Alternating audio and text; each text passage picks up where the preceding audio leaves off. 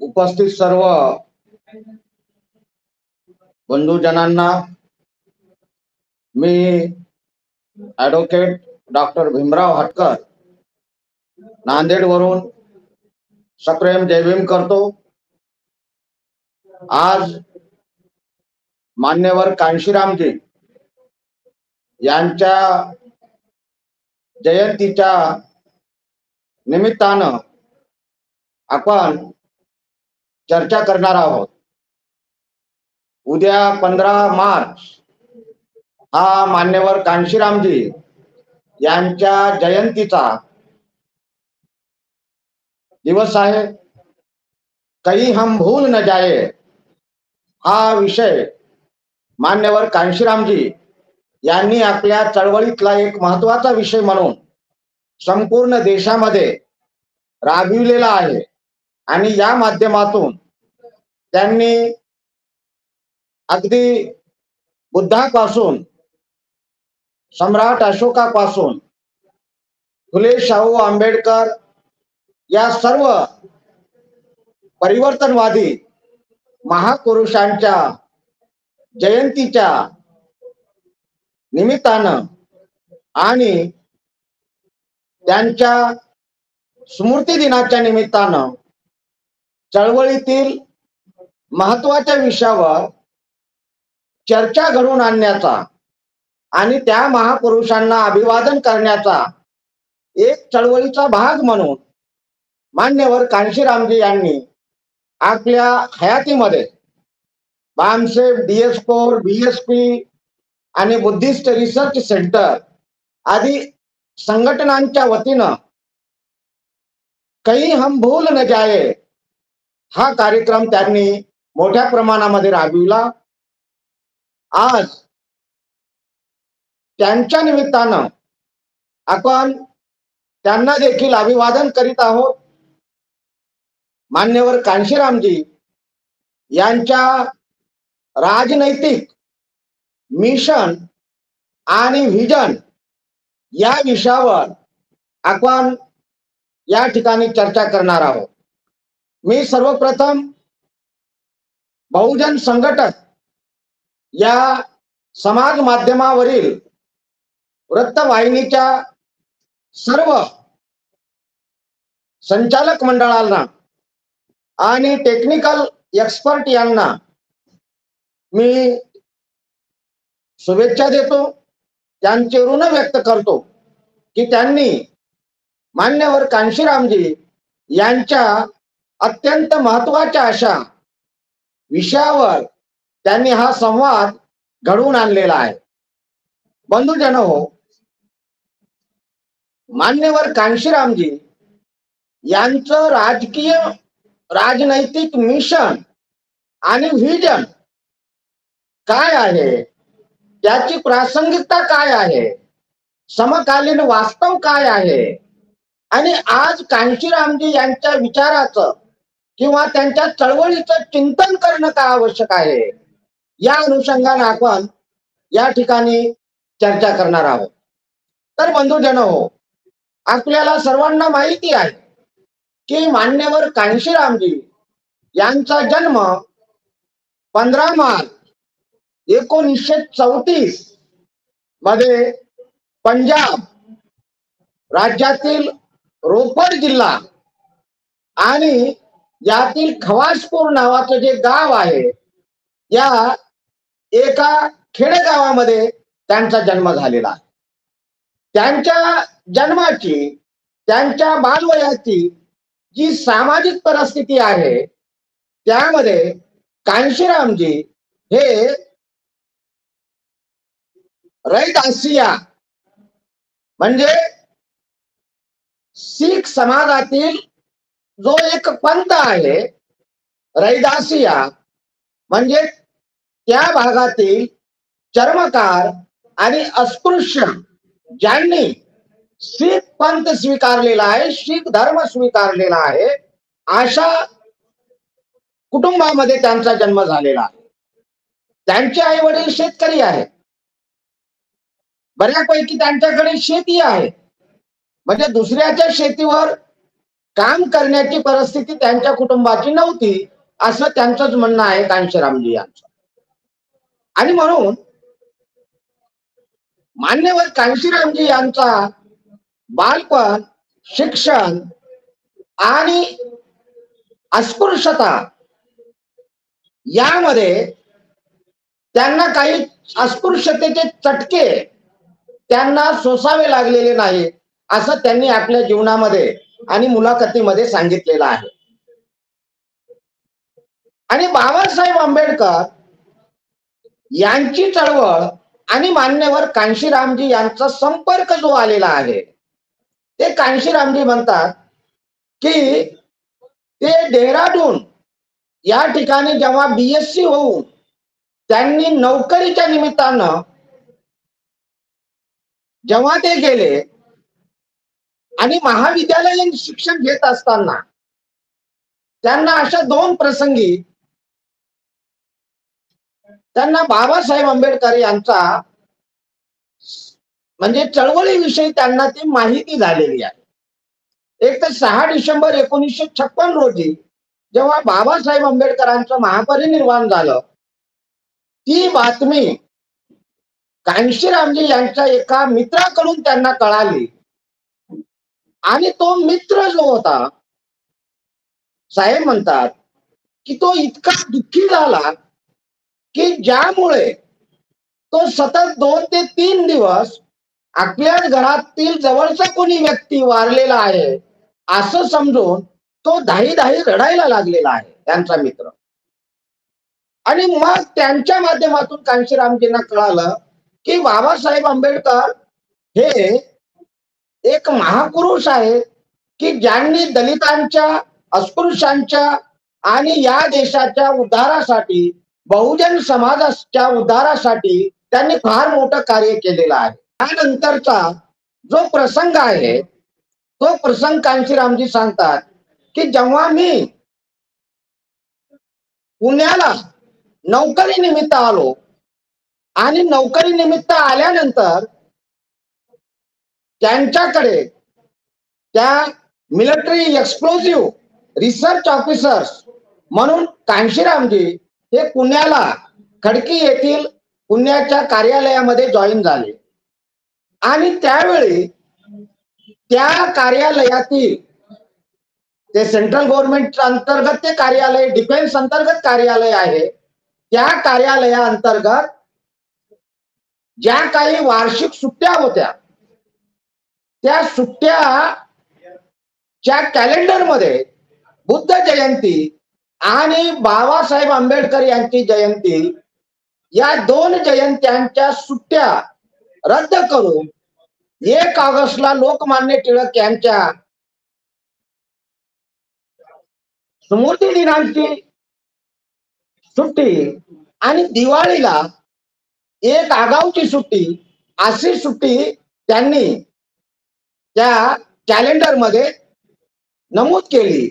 आणि त्या विरोधात एक वर्ग 4चा दिनाभाना नावाचा व्यक्ती त्यांनी त्या विरोधात आवाज उठवला. हा दिनाभाना राजस्थान मधला अस्पृश्य कम्युनिटी, वाल्मिकी कम्युनिटीचा हा व्यक्ती पुण्यामध्ये डिफेन्स एक्सप्लोजिव्ह खडकीला मान्यवर कांशीरामजी यांच्या कार्यालयामध्ये आहे. आणि त्यांनी बाबासाहेबांच्या जयंतीच्या सुट्टीच्या निमित्तानं, बुद्धाच्या जयंतीच्या सुट्टीच्या निमित्तानं त्यांनी आवाज उठवला. त्यांना इतर लोकांनी सहकार्य केलं आणि ही बाब मान्यवर कांशीरामजी पर्यंत गेली. मान्यवर कांशीरामजी यांनी त्यांना ही गोष्ट म्हणजे अत्यंत संवेदनशील वाटली, कारण बाबासाहेबांच्या बद्दल त्यांच्या मनावर एक आस्था आणि एक संवेदनशीलता आधीच निर्माण झालेली होती. त्यामुळं त्यांनी या संघर्षामध्ये सहभाग घेतला आणि त्यांनी संघर्षाला सुरुवात केली. दरम्यानच्या काळात DK खापर्डे नावाचे महाराष्ट्रातील एक डिफेन्स मधले कर्मचारी यांची आणि कांशीराम यांची भेट झाली आणि कांशीरामजींनी त्यांना सांगितलं की मुझे बाबा साहब के बारे में कुछ पढ़ना है, कुछ लिटरेचर दे दो. आणि मग त्यांनी अनायलेशन ऑफ कास्ट, जाती उच्छेद, जाती निर्मूलन हे पुस्तक, हा ग्रंथ, जे बाबासाहेबांचं भाषण आहे 1936 मध्ये बाबासाहेबांनी जातपात तोडत लाहोर येथे मंडळापुढं भाषण देण्यासाठी जे लिखित असं स्वरूपाचं जे त्यांनी भाषण तयार केलं, ते भाषणाचं पुस्तक D.K. खापर्डे यांनी कांशीरामजी यांना दिलं. आणि मग हे पुस्तक वाचल्यानंतर कांशीरामजींच्या मनावर अत्यंत प्रभाव पडला आणि तिथून कांशीरामजींचं मिशन आणि बाबासाहेब आंबेडकरांच्या मिशन, म्हणजे कांशीरामजींच्या जीवनाचं मिशन आणि बाबासाहेब आंबेडकरांच्या लाईफचं मिशन, याबद्दल एक तदात्म्य भाव निर्माण झाला. आणि कांशीरामजींनी सांगितलं की बाबासाहेब आंबेडकरांनी जे काही आपल्या आयुष्यामध्ये हे महान काम केलेलं आहे, दलितांच्या उद्धाराचं, देशाच्या उद्धाराचं, बहुजन समाजाच्या उद्धाराचं, हे सगळं काम महाराष्ट्राच्या बाहेर याबद्दल फार कमी लोकांना माहिती आहे.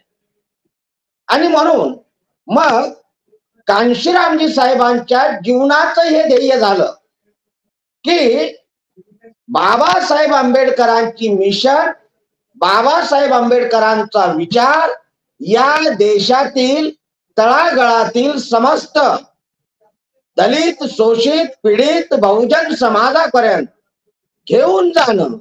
आणि बाबासाहेब आंबेडकरांनी जे अपेक्षित ध्येय ठेवलेलं होतं, त्या ध्येयापर्यंत हा चळवळ, ही कारवा नेणं हे कांशीरामजी साहेबांच्या, कांशीरामजी मान्यवर यांच्या जीवनाचं ध्येय झालेलं आहे. म्हणून कांशीरामजी साहेबांचं जे मिशन आहे, राजनैतिक मिशन, तर हे राजनैतिक मिशन म्हणजे बाबासाहेब आंबेडकरांनी 1936 मध्ये आपल्याला जे मिशन दिलं, काय दिलं की 1936 मध्ये 1935चा जेव्हा भारतीय ऍक्ट, भारतीय कायदा 1935 पास झाला आणि या देशातील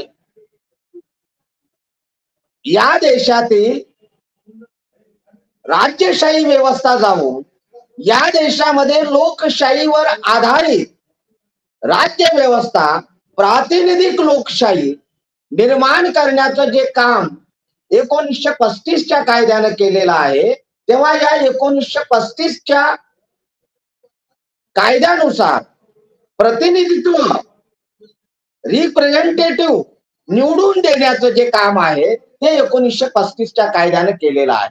आणि म्हणून मग बाबासाहेब आंबेडकरांनी 15 ऑगस्ट 1936 रोजी स्वतंत्र मजूर पक्ष स्थापन केला आणि या देशातल्या दलितांना, या देशातल्या पीडितांना, या देशातल्या शोषितांना एक मिशन बाबासाहेब आंबेडकरांनी दिलेलं आहे. आणि ते मिशन आहे की जा आणि घराच्या भिंतीवर लिहून ठेवा की तुम्हाला या देशाची राज्यकर्ती जमात बनायचं आहे. हे बाबासाहेब आंबेडकरांचं मिशन आहे.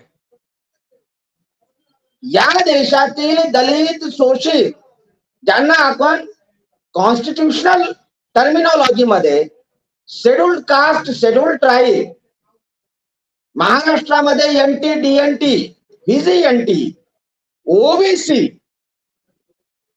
आणि कन्व्हर्टेड मायनॉरिटी, या समाजाला बाबासाहेब आंबेडकरांनी हे मिशन दिलेलं आहे की तुम्ही आपल्या घराच्या भिंतीवर लिहून ठेवा की तुम्हाला या देशाची राज्यकर्ती जमात बनायचं आहे. आणि म्हणून हे राज्यकर्ती जमात बनणं हे बाबासाहेब आंबेडकरांच्या चळवळीचं अंतिम ध्येय आहे.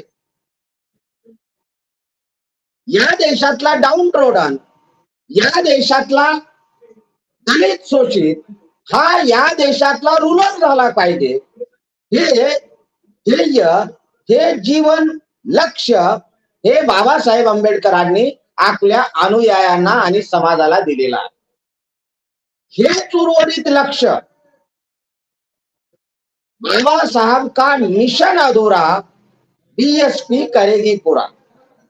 बाबा साहब का मिशन अधूरा कांशीराम जी करेंगे पूरा. म्हणजे बाबासाहेब आंबेडकरांचं जे मिशन आहे ते कांशीरामजी साहेबांचं राजनैतिक मिशन आहे. आता तेच मिशन असेल तर मग कांशीरामजी साहेब आणि बाबासाहेब आंबेडकरांच्या चळवळीतला जो काही फरक आहे की पोस्ट आंबेडकर राईट जी चळवळ आहे, पोस्ट आंबेडकर राईट चळवळीमध्ये कांशीरामजी साहेबांचा फार मोठा यशाचा वाटा आहे. म्हणजे पोस्ट आंबेडकर राईट चळवळीमध्ये बाबासाहेब आंबेडकरांचं ध्येय राजकीय सत्ता हस्तगत करण्याचं जे मिशन आहे ते यशस्वी करण्यामध्ये कांशीरामजी यांच्या जीवनातलं फार मोठं योगदान कांशीरामजींनी दिलेलं आहे.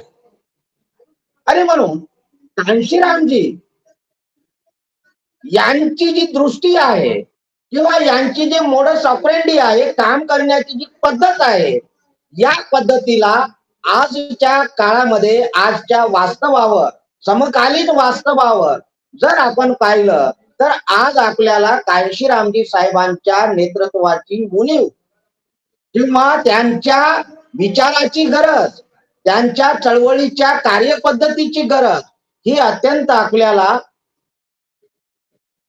अनिवार्यतेनं ही आपल्याला आज त्याची उणीव आणि त्याची गरज भासू लागलेली आहे.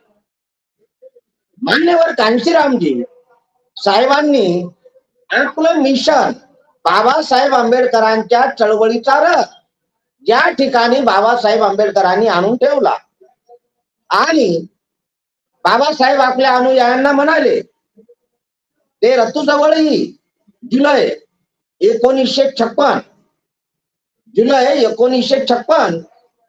मध्ये नानकचंद रतूला बाबासाहेबांनी अगदी याच स्वरूपामध्ये, याच भाषेमध्ये सांगितलं की हे रतू, तू आपल्या लोकांना जाऊन सांग, माझ्या अनुयायांना जाऊन सांग की मी महत् प्रयासानं हा चळवळीचा गाडा, हा चळवळीचा रथ इथपर्यंत आणून ठेवलेला आहे. तुम्हाला जर पुढे नेता येत असेल तर तुम्ही तो न्या, पण कोणत्याही परिस्थितीमध्ये तुम्ही हा रथ मागे येऊ देता कामा नये. अशा पद्धतीचा संदेश बाबासाहेब आंबेडकरांनी हे नानकचंद रत्तू, जो बाबासाहेब आंबेडकरांचा निष्ठावान अनुयायी आणि पर्सनल असिस्टंट म्हणून जो बाबासाहेबांसोबत काम करीत होता, त्यांना बाबासाहेबांनी सांगितलेला आहे.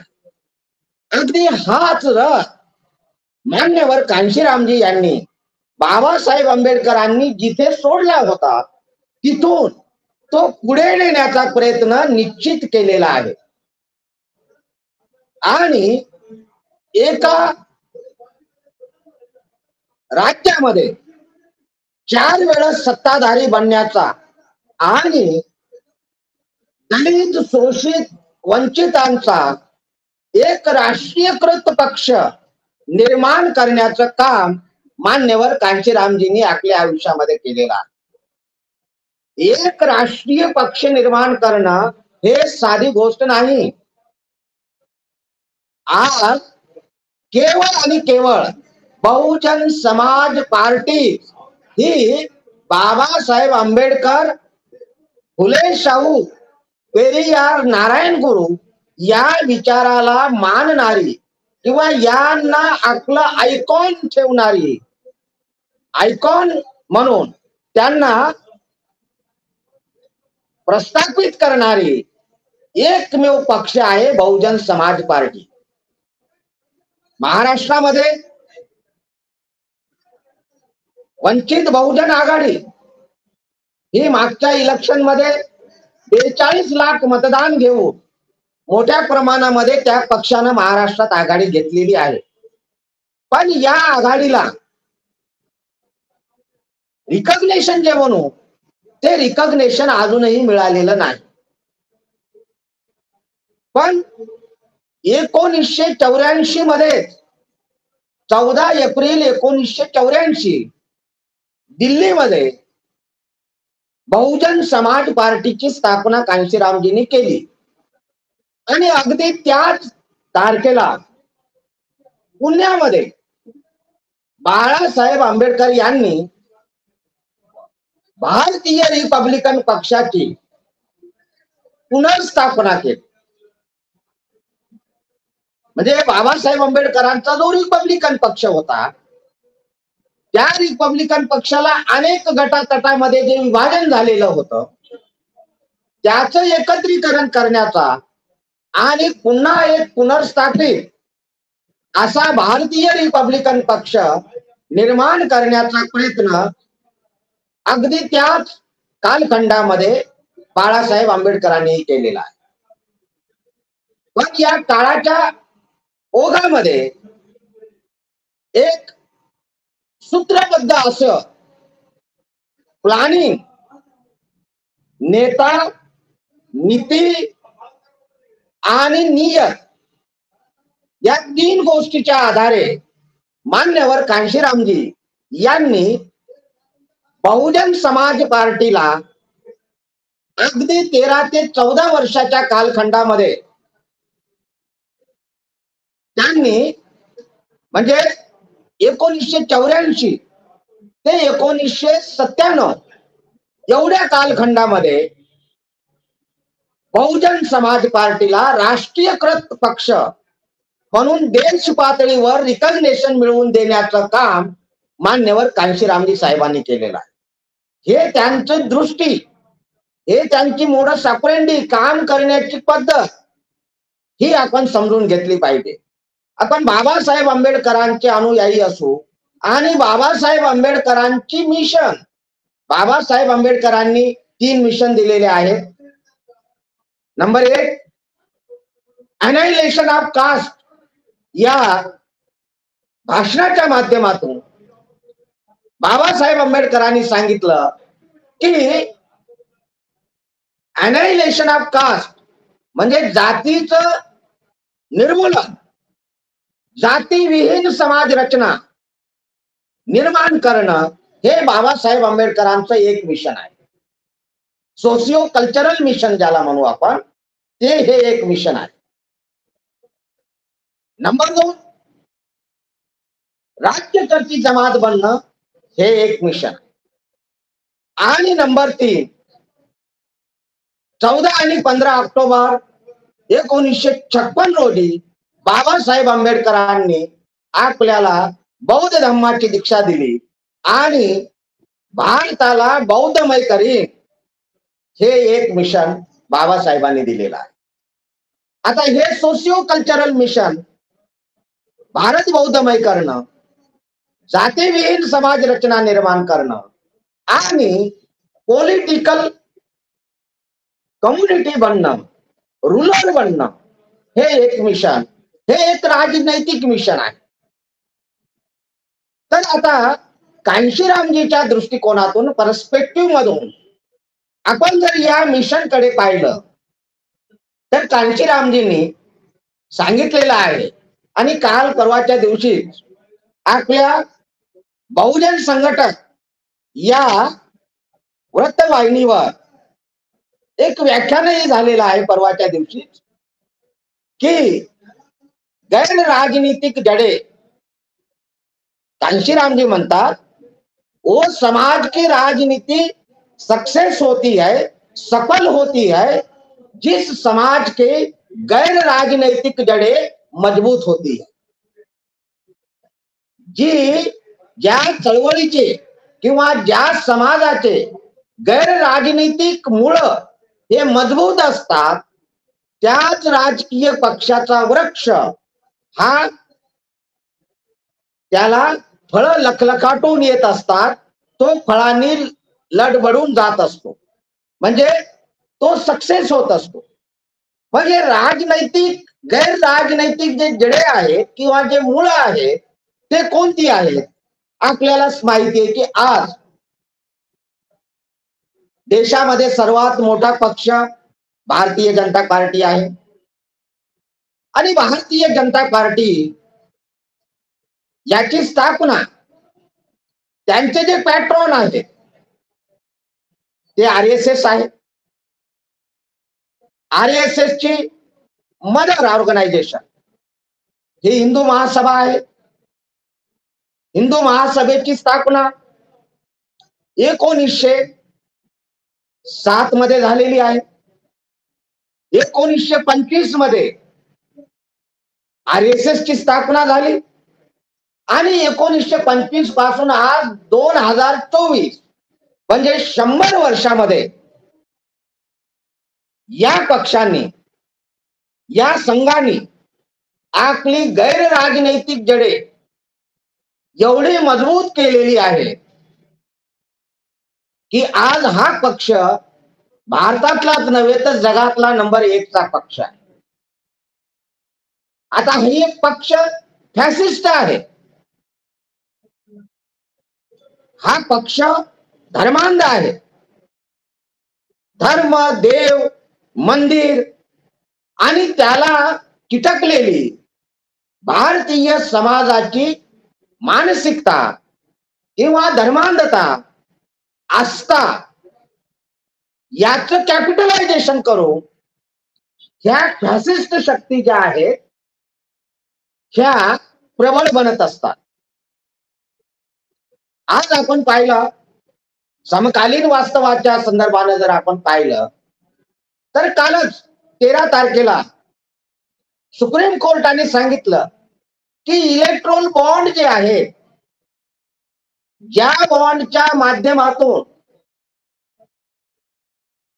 2019 ते 2023-24 म्हणजे फेब्रुवारी 24 पर्यंत इलेक्ट्रोल बॉन्डच्या माध्यमातून भारतीय जनता पार्टीला 7,000 करोड एवढा निधी प्राप्त झालेला आहे की ज्यामुळे या देशातल्या भांडवलदारांनी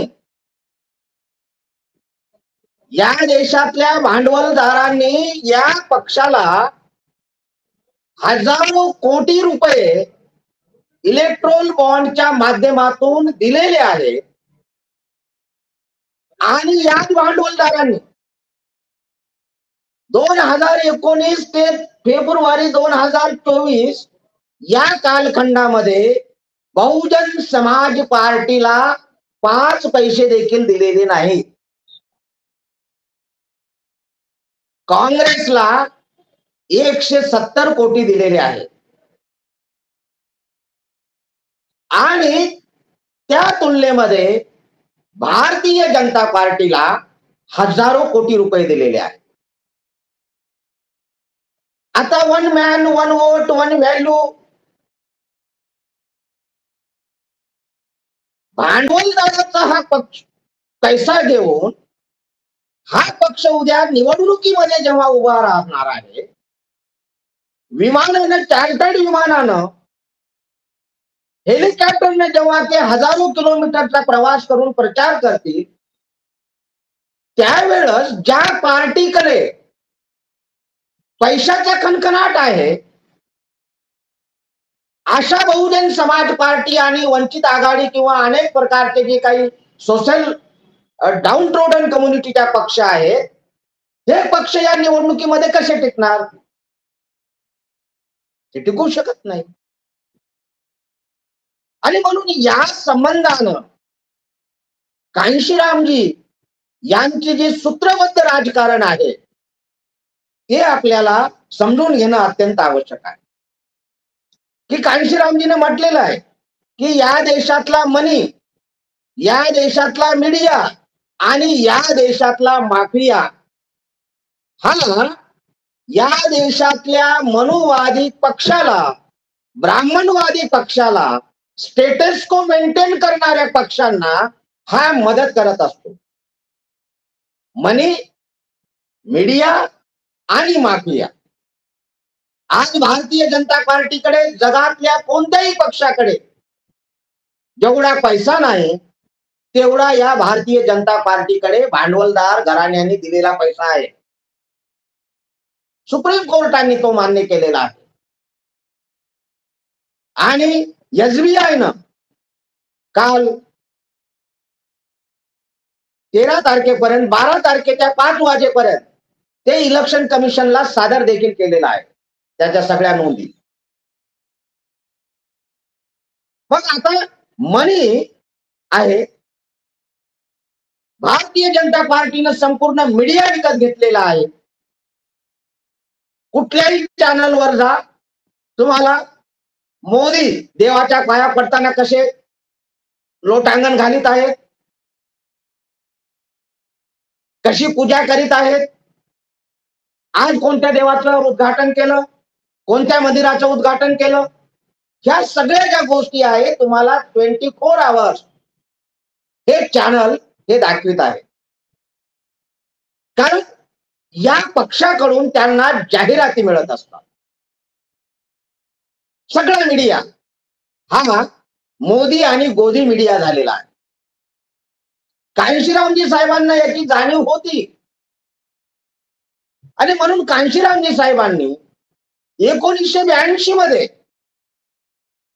नागपूरला जेव्हा बहुजन मुद्रणालयाचं उद्घाटन केलं आणि बहुजन टाइम्स, बहुजन नायक, बहुजन संघटक, इंडियन ऑपरेशन इंडियन या प्रकारचे जवळपास साहेबांनी ध्येय ठेवलं होतं की आम्ही या देशामध्ये 50 वर्तमानपत्र, प्रेस मीडिया आणि स्वतंत्र न्यूज आणि न्यूज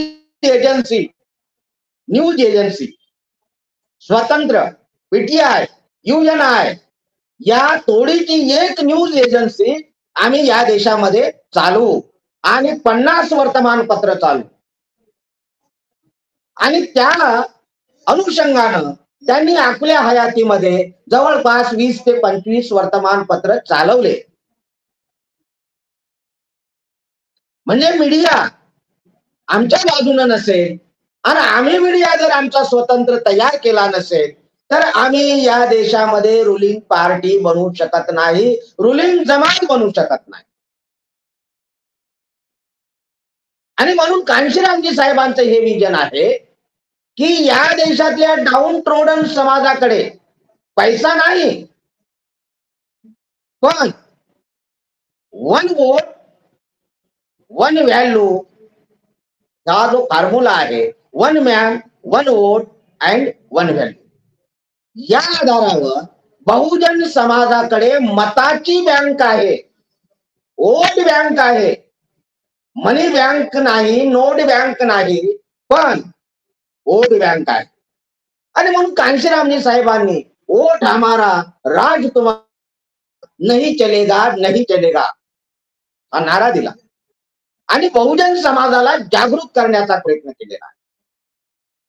आम्ही आजच्या माध्यमातून आज मान्यवर कांशीरामजी साहेब यांचे विचार जे आहेत आणि त्यांच्या चळवळीचा विचाराचा बारकाईनं अभ्यास करणं अत्यंत आवश्यक आहे. की कुठलीही गोष्ट कांशीरामजी साहेबांनी सहज केलेली नाही. आलं लक्षात, आलं ध्यानात आणि काढली तलवार म्यानातून असं त्यांनी केलेलं नाही. तर कांशीरामजींनी पर्पजफुली मुवमेंट चालवलेली आहे, प्लॅन्ड मुवमेंट चालवलेली आहे, कॅज्युअल नाही, युज्युअल मुवमेंट चालवलेली आहे. आता आपण उदाहरणार्थ जर त्यांचं पाहिलं तर त्यांनी आपल्या चळवळीसाठी संसाधन निर्माण करण्यासाठी त्यांनी 1973 ते 1978 असा 5 वर्षाचा कालावधी त्यांनी दलित, शोषित, पीडित समाजातील कर्मचाऱ्यांना चळवळीसाठी तयार करण्यासाठी 5 वर्षाचा कार्यक्रम त्यांनी राबवलेला आहे. आणि या कार्यक्रमामध्ये या 5 वर्षामध्ये मान्यवर कांशीरामजी यांनी संपूर्ण देश पालथा घातलेला आहे, संपूर्ण देश फिरलेला आहे. त्यांना अनेक पत्रकारांनी अनेक बार त्यांना विचारलं कि सर आप क्या सही में पूरा इंडिया घूमे हैं? तो कांशीराम जी म्हणले कि हाँ भाई, मैं सही में पूरा इंडिया एक बार नहीं कई बार घुमा हूं, एक बार नहीं कई बार घुमा. आणि म्हणून या चळवळीसाठी संसाधनाची आवश्यकता आहे. आणि ही संसाधनं या देशातला भांडवलदार तुम्हाला देणार नाही. 2019 ते 2024 पर्यंत भांडवलदार घराण्यांनी इलेक्ट्रोल बॉन्डच्या माध्यमातून बहुजन समाज पार्टीला 5 पैसे देखील दिलेले नाहीत.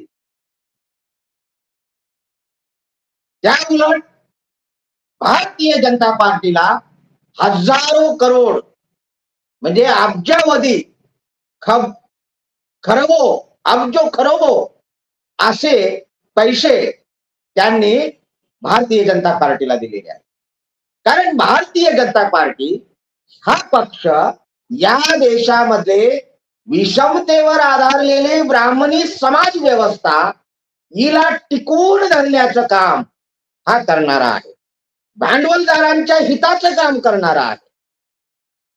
कारण यांनी जो हजारो कोटी रुपये दिलेले आहेत ते त्या बदल्यात दिलेले आहे की या भारतीय जनता पार्टीने या देशातल्या भांडवलदारांना हजारो कोटीचे टेंडर्स दिलेले आहेत, हजारो कोटीच्या योजना दिलेल्या आहेत आणि हजारो कोटीची सबसिडी दिलेली आहे.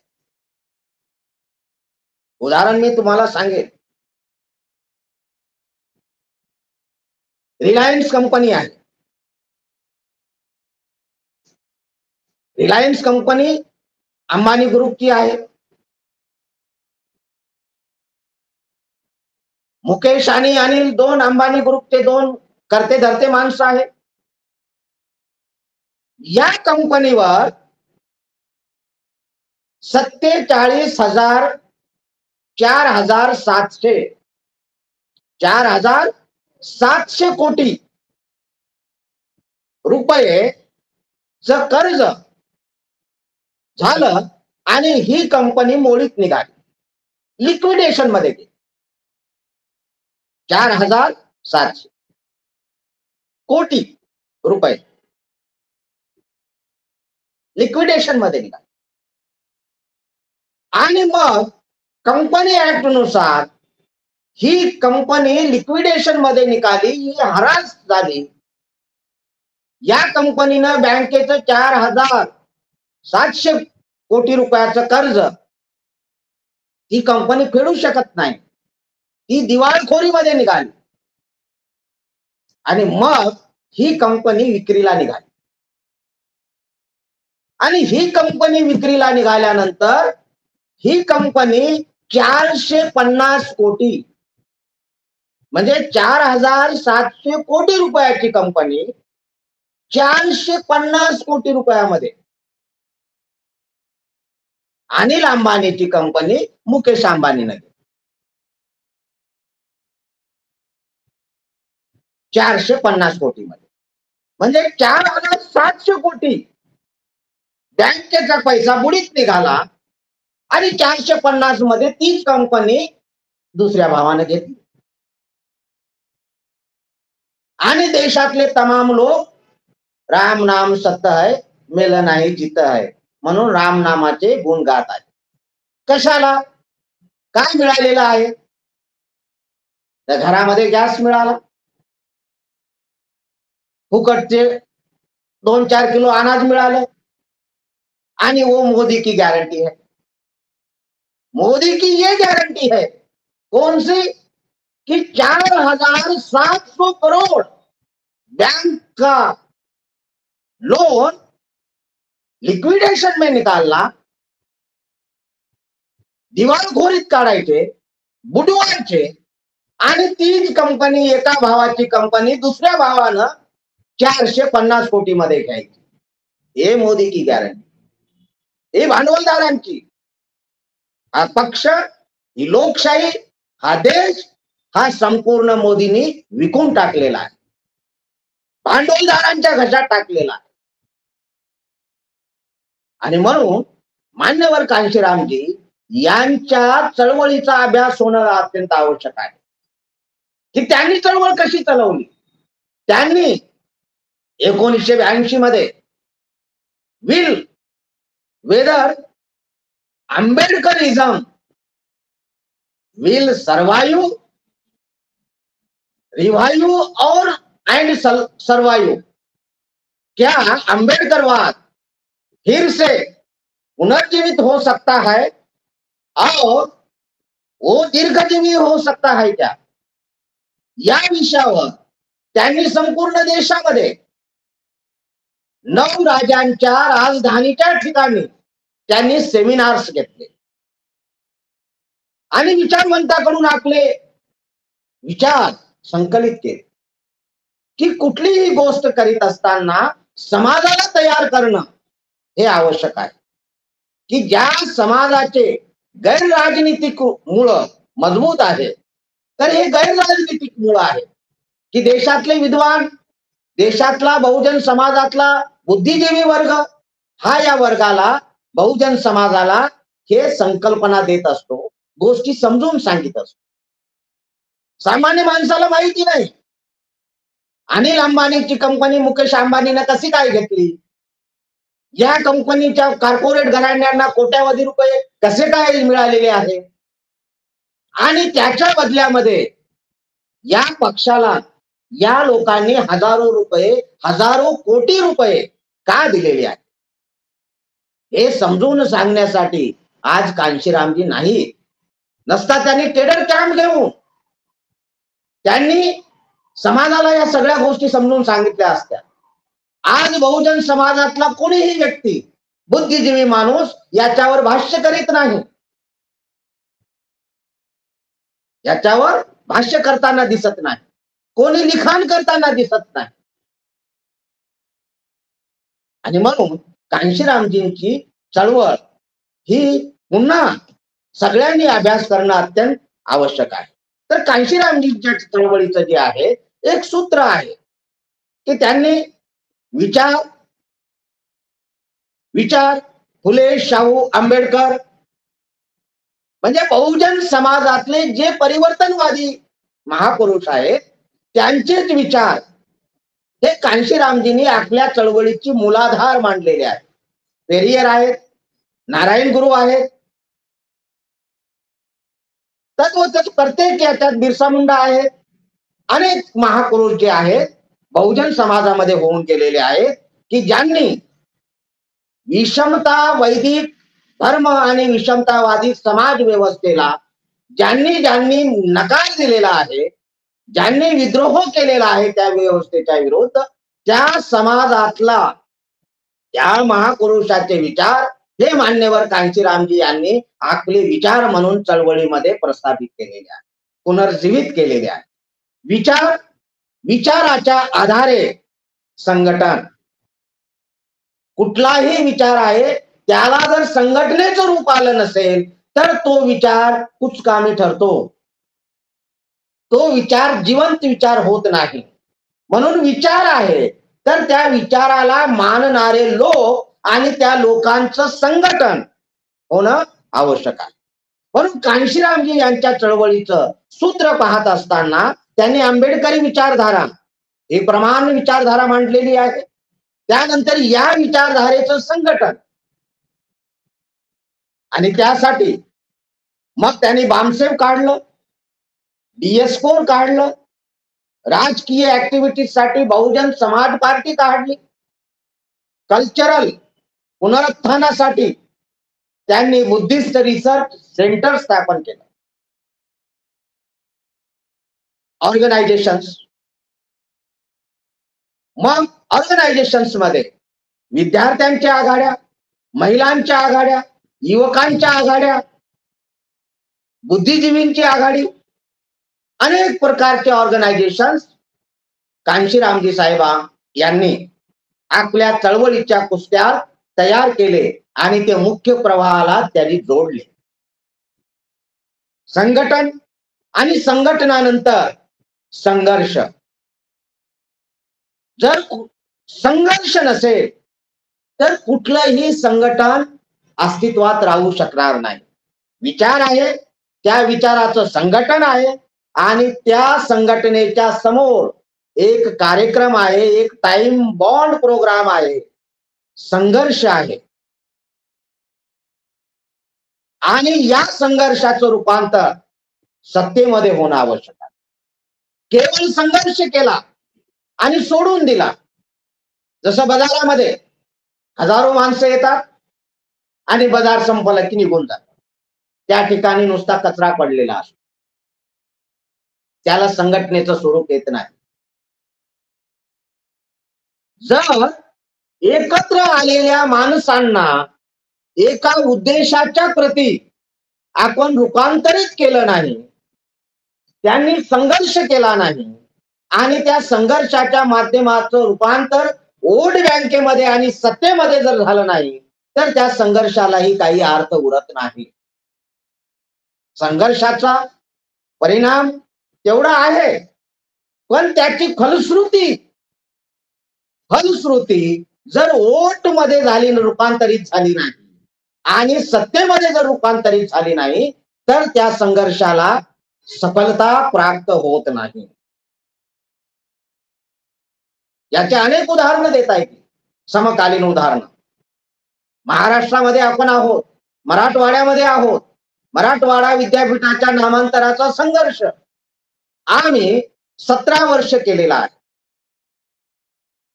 पण या संघर्षाचं रूपांतर आम्ही वोट बँकेमध्ये करू शकलेलं नाही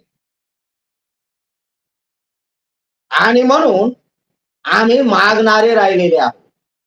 जर संघर्षाचं रूपांतर वोट बँकेमध्ये झालं आणि वोट बँकेचं रूपांतर सत्ता परिवर्तनामध्ये झालं तर मागणारा समाज हा देणारा समाज होतो. कांशीरामजी म्हणतात कि मुझे बहुजन समाज को मांगने वाला समाज नहीं देने वाला समाज बनाना है, कि हम उनको देंगे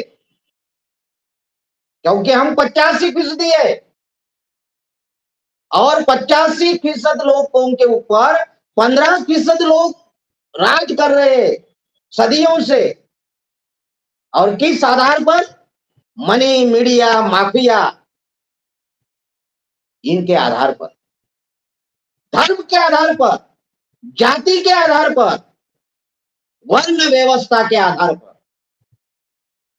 क्योंकि वर्ण व्यवस्था उनके बाजू में, हमारे बाजू में नहीं। और इसलिए बाबा साहब अम्बेडकर ने हमें जो वोटों का अधिकार दिया है उसका इस्तेमाल करके हम अगर 85% लोग और 85% में से 30-35% भी लोग अगर एक जगह आते हैं और उसका रूपांतर वोट बैंक में होता है तो हम इस देश में सत्ता परिवर्तन कर सकते हैं। हे कांशीरामजी साहेबांचं व्हिजन आहे, मिशन आहे। आणि म्हणून मग त्यांनी संघर्षाचं रूपांतर मत शक्तीमध्ये आणि मत शक्तीच्या माध्यमातून सत्ता आणि सत्तेच्या माध्यमातून परिवर्तन। कांशीरामजी म्हणतात की political change is a short term change, कि वो बहुत जल्दी हो सकता है। क्यों हो सकता है? क्योंकि हम 85% है, इसलिए वो जल्दी हो सकता है। तो अगर पॉलिटिकल पावर हम ले लिए तो ये पॉलिटिकल पावर का इस्तेमाल करके हम सोशियो इकोनॉमिक और कल्चरल अपलिफ्टमेंट कर सकते हैं। Cultural change is our ultimate goal. कांशीरामजी साहेबांचं जे मिशन आहे, जे बाबासाहेबांनी सांगितले की मुझे भारत को बौद्धमय बनाना है। भारत को बौद्धमय बनाना, इसका मतलब क्या है? इसका मतलब है कि हमें समतामूलक समानता के आधार पर समाज की निर्मित करना है, समतामूलक समाज। और ये समता सोशियो इकोनॉमिक हो, ये समता सोशियो इकॉनॉमिक हो। आणि म्हणून कांशीरामजी म्हणतात की political power is a short term solution, इसका हम इस्तेमाल करके हम इकोनॉमिकल चेंज करेंगे, जो लॉन्ग टर्म सॉल्यूशन। और इकोनॉमिकल चेंज का रूपांतर हम कल्चरल चेंज में करेंगे कि जो ड्यूरेबल है। कैसा ड्यूरेबल है? कांशीराम जी कहते हैं कि मेरे सपनों का भारत ये सम्राट अशोक का भारत होगा, मेरे सपनों का भारत सम्राट अशोक का भारत होगा। यानी सम्राट अशोकांच्या भारताची, सम्राट अशोकाची राजमुद्रा, सम्राट अशोकाचा कालखंड इसवी सन पूर्व 2 चा आहे, इसवी सन पूर्व 2ऱ्या शतकातला आहे। सम्राट अशोकाची राजमुद्रा आणि सम्राट अशोकाचा अशोक चक्र हे आमच्या भारतीय राष्ट्रीय ध्वजावरचं, तिरंगा ध्वजावरचं ते आमचं अशोक चक्र तिरंगा ध्वजावर आज विराजमान आहे। हे कल्चरल चेंज आहे। अशोक इसवी सन पूर्व 2ऱ्या शतकामध्ये झालेला आहे, त्याची राजमुद्रा आज भारताची राजमुद्रा, हे कल्चरल चेंज आहे। आणि ही राजमुद्रा हजारो वर्ष आज भारताची राजमुद्रा म्हणून राहील, जर आम्ही 2024च्या निवडणुकीमध्ये मोदीचा सफाया केला तर। जर आम्ही 2024 मध्ये मोदी आणि त्यांच्या पार्टीचा राजकीय दृष्ट्या आम्ही जर सफाया केला नाही, तर मग तुम्हाला माहिती आहे की काल परवाच्या दिवशी गेल्या 2-4 दिवसापूर्वी बेंगलोरमध्ये भाजपाचे खासदार अनंत हेगडे यांनी सांगितलं की आम्हाला भारतीय राज्यघटना बदलायची आहे, त्याच्यासाठी आम्हाला 400 पार हमारा नारा है। आम्हाला 400 पेक्षा जास्त उमेदवार लोकसभेला का निवडून आणायचे, तर आम्हाला पूर्ण बहुमत जर मिळालं तर आम्ही या देशाची घटना बदलवू शकतो। आणि या देशाची राजघटना बदलण्यासाठी आम्हाला 400 पार आकडा गाठणं आवश्यक आहे। आणि म्हणून बांधवांनो, आज कांशीरामजी साहेब यांची प्रासंगिकता, यांच्या विचाराची प्रासंगिकता ही अत्यंत प्रकर्षानं आज आपल्याला जाणवणं आवश्यक आहे। 2024 मध्ये आम्हाला कुठल्याही परिस्थितीमध्ये या देशातल्या प्रस्थापितांना, या देशातल्या स्टेटस को वादी विचारधारेला आम्हाला नेस्तनाबूत करावं लागेल, आम्हाला त्याचा सफाया करावा लागेल। तर या देशातलं कॉन्स्टिट्यूशन, या देशातली आंबेडकरी विचारधारा आणि बाबासाहेब आंबेडकरांच्या विचाराचं संविधान, आज जे संविधान आहे ते पूर्णतः काही बाबासाहेब आंबेडकरांच्या विचाराचं संविधान नाही, पण या संविधानातल्या ज्या काही तरतुदी आहेत त्या बाबासाहेब आंबेडकरांचा मूळ विचार या देशामध्ये पुनर्स्थापित करण्यासाठी पुरेशा आहे। आणि म्हणून बाबासाहेब आंबेडकरांचं मिशन जातीविहीन समाज रचना निर्माण करणं, समानतेवरली समाज रचना निर्माण करणं, राजकीय लोकशाहीला सामाजिक आणि आर्थिक लोकशाहीमध्ये रूपांतरित करणं, हे बाबासाहेब आंबेडकरांचं मिशन आहे। हेच मिशन कांशीरामजीचं आहे। आणि म्हणून हे मिशन कामयाब करायचं असेल, या देशातल्या राजकीय लोकशाहीला या देशातल्या सामाजिक आणि आर्थिक लोकशाहीमध्ये रूपांतरित करायचं असेल, तर आम्हाला मताचा जो अधिकार आहे, आमचा मताचं जे शस्त्र आहे त्या शस्त्राला आम्हाला विचारपूर्वक वापरावं लागेल. आज आपल्याला माहिती आहे की कांशीरामजींनी स्थापन केलेल्या जवळपास सगळ्या संघटना या मोडीत निघालेल्या आहेत. उत्तर प्रदेशाचा एक अपवाद सोडला तर बहुजन समाज पार्टी देखील संकुचित होत होत आज तिचं अस्तित्व देशाच्या पटलावरून जवळपास मिटल्यासारखं झालेलं आहे. उत्तर प्रदेशात मध्येही त्या पक्षाचा फक्त एकच आमदार राहिलेला आहे आणि हा आमदार देखील कालच्या राज्यसभेच्या निवडणुकीमध्ये त्याने बीजेपीच्या माणसाला खासदाराला मत दिलेला आहे. म्हणजे तो देखील आमचा राहिलेला नाही. अशी भयान अवस्था बहुजन समाज पार्टीची देखील झालेली आहे. आणि म्हणून आम्हाला पुन्हा या गोष्टीचा गांभीर्याने विचार करणं आवश्यक. कांशीरामजी साहेबांचे भाषणाचे खंड आम्ही चालणं आवश्यक आहे. बाबासाहेब आंबेडकरांचे साहित्य आम्ही अभ्यासणं आवश्यक आहे. कांशीराम आणि बाबासाहेब आंबेडकर यांच्या संबंधानं अनेक लोकांनी लिहिलं आहे की जसं मार्क्स त्या सिद्धांतावर लेनिन यांनी रशियामध्ये सत्ता परिवर्तन केलं, बाबासाहेब आंबेडकर मार्क्स असतील तर मग कांशीरामजी हे लेनिन आहे. म्हणजे मार्क्सचा शिष्य जसा लेनिन आहे तद्वतच बाबासाहेब आंबेडकरांचा शिष्य आणि वारसदार हा कांशीराम आहे. आणि ही गोष्ट आपल्याला पुन्हा पुन्हा समाजाला समजून सांगून आपल्याला पुन्हा झिरो पासूनच सुरुवात करावी की काय, अशा पद्धतीची अवस्था या देशामध्ये निर्माण झालेली आहे.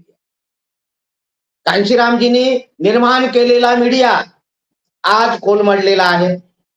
नागपूरहून निघणार बहुजन नायक अनेक वर्षापासून बंद झालेला आहे. तिथली प्रेसचे 12 वाजलेले आहेत. ते असेच कांशीरामजींनी निर्माण केले ते आज भंगारामध्ये आम्ही विकून टाकलेले आहे. बाबासाहेब आंबेडकरांची देखील मिशन बाबासाहेबांच्या नंतर नेस्तनाबूत झाली. ती वेगळ्या स्वरूपामध्ये बहुजन समाज पार्टीच्या स्वरूपामध्ये मान्यवर कांशीरामजी यांनी तिला पुनरुज्जीवित केलं आणि उत्तर भारतामध्ये 6-7 राज्यामध्ये त्या पार्टीला रिकॉग्निशन मिळवून 1997 मध्ये त्या पार्टीला राष्ट्रीय पक्षाचा दर्जा मिळवून दिला. आजही बहुजन समाज पार्टीला राष्ट्रीय पक्षाचा दर्जा आहे. पण येणाऱ्या काळामध्ये आम्ही जर त्या इलेक्शन कमिशनच्या नॉर्म प्रमाणे तेवढ्या मताची टक्केवारी जर प्राप्त करू शकलो नाही तर 2024च्या नंतर बहुजन समाज पार्टीचा राष्ट्रीय पक्षाचा दर्जा देखील आम्ही घालवून बसणार आहोत. आणि म्हणून या दृष्टिकोनातून कांशीरामजी साहेबांच्या विचाराचं पुनर्जागरण होणं, त्यांच्या चळवळीवर अभ्यास होणं, त्यांच्या चळवळीवर चिंतन होणं, चर्चा होणं, त्यांच्या चळवळीची चिकित्सा देखील होणं.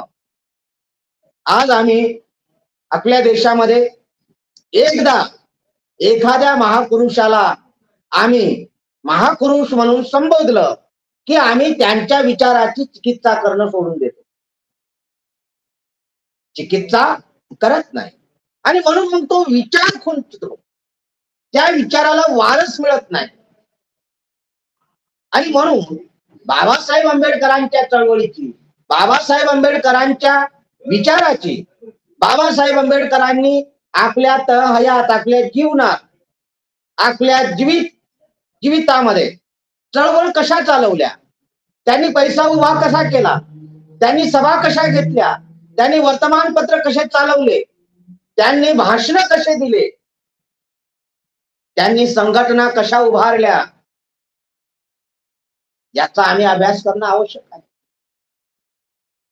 तसंच कांशीरामजीच्या हयातीमध्ये कांशीरामजींनी शून्यातून एक पक्ष राष्ट्रीयकृत पक्ष केला, ज्या पक्षाला उत्तर प्रदेशामध्ये 4दा सत्ता हस्तगत झाली. अनेक राज्यामध्ये त्यांचे प्रतिनिधी निवडून आले आणि तो पक्ष आज आस्थाकडे का झुकलेला आहे, त्या पक्षाचा सूर्यास्त का होत आहे, याची चिकित्सा आम्ही केली पाहिजे. आणि ही चिकित्सा करू तर आम्ही कांशीरामजी साहेबांचे अनुयायी, आम्ही कांशीरामजी साहेबांचे सच्चे पाईक म्हणून घेण्याला पात्र ठरू. त्यांच्या चळवळीला पुढे नेण्याचा प्रयत्न आम्ही जरूर केला पाहिजे. बाबासाहेब आंबेडकरांचं मिशन हेच कांशीरामजींचं मिशन आहे. कांशीरामजी साहेबांनी बाबासाहेबांच्या चळवळीमध्ये, कार्यप्रणालीमध्ये जो काही बदल केला, जो काही व्याप्ती केली, ते कांशीरामजी साहेबांचं मोठं योगदान आहे. त्या योगदानाला आपण विनम्र अभिवादन केलं पाहिजे. कांशीरामजी साहेबांच्या या जन्मदिनानिमित्त आपण त्यांना, त्यांच्या विचाराला, त्यांच्या स्मृतीला, त्यांच्या प्रतिमांना आपण विनम्र अभिवादन करूया.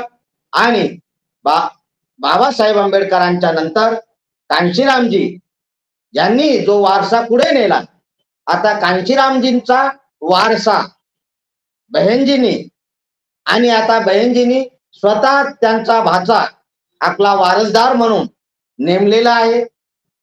हा बहुजन समाज पार्टीच्या कार्याचा जरी वारसदार ती असले तरी कांशीरामजी हे आता बहुजन समाज पार्टी पुरतेच मर्यादित राहिलेले नाही, तर ते बहुजन समाजाचे आता महापुरुष म्हणून गणलेले आहेत. तेव्हा त्यांच्या विचाराप्रमाणे कोणीही त्यांचे वारसदार कोणत्याही राज्यातून पुढे येऊ शकतात. तेव्हा येणाऱ्या काळामध्ये रात्र वैऱ्याची आहे, 3 ते 4 महिन्याचा कालावधी आहे आणि शत्रू पक्ष हा मोठ्या तयारीनं मैदानामध्ये उतरलेला आहे. शत्रू पक्ष मोठ्या तयारीनं मैदानात उतरलेला आहे. भांडवलदारांचे हजारो कोटी संसाधनं त्यांच्याकडे आहेत आणि आपल्याकडे फक्त मताचा एकच अधिकार आपल्याकडे उरलेला आहे. तेव्हा येणाऱ्या काळामध्ये आपण मताचा इस्तेमाल योग्य प्रकारे करून आपण बाबासाहेब आंबेडकर, फुले, शाहू, पेरियार, नारायण गुरु या महापुरुषांच्या परिवर्तनवादी चळवळीला नेस्त नाबूद करणाऱ्या ज्या विरोधी शक्ती आहेत, त्या विरोधी शक्तीचा आपण निपात करावा, एवढं आवाहन करून मी आज आपलं या ठिकाणी चर्चा संपवितो. जय भीम, जय भारत.